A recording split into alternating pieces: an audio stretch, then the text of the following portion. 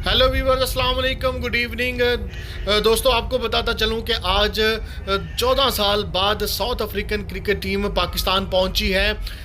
2007 में आखिरी दफ़ा साउथ अफ्रीका क्रिकेट टीम ने पाकिस्तान का दौरा किया था और अब तकरीबन 14 साल बाद साउथ अफ्रीका क्रिकेट टीम आज कराची पहुंची तो उनको बहुत ही हाई प्रूफ सिक्योरिटी मुहैया की गई।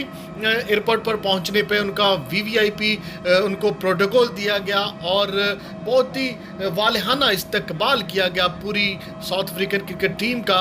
एयरपोर्ट से रेंजर्स के दस्ते ने उनको रिसीव किया और बुलेट प्रूफ, बम प्रूफ स्पेशल गाड़ियों में और रेंजर्स और फौज के हसार में उनको एयरपोर्ट से होटल पहुंचाया गया और उसके बाद उनको नेशनल स्टेडियम कराची का भी विज़िट करवाया गया और उसके बाद फिर वापस होटल छोड़ा गया। अगर बात करें साउथ अफ्रीकन टीम की तो साउथ अफ्रीकन की टीम के तमाम प्लेयर्स ही बहुत ही ज़्यादा सेटिस्फाइड नज़र आ रहे थे जब वो पाकिस्तान पहुंचे।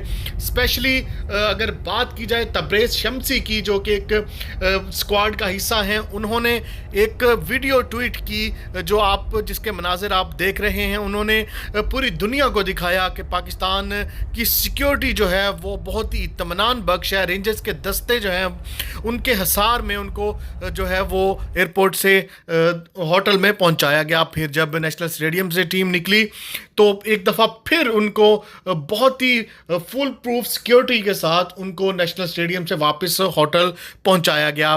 साउथ अफ्रीका क्रिकेट टीम पहला टेस्ट मैच कराची में खेलेगी पाकिस्तान के अगेंस्ट, जो कि 26 जनवरी को शुरू होगा और उसके बाद दूसरा टेस्ट मैच जो है वो रावलपिंडी में खेला जाएगा। जबकि इस सीरीज़ के तीनों T20 जो कि 11, 13 और 14 फ़रवरी को लाहौर में खेले जाएंगे।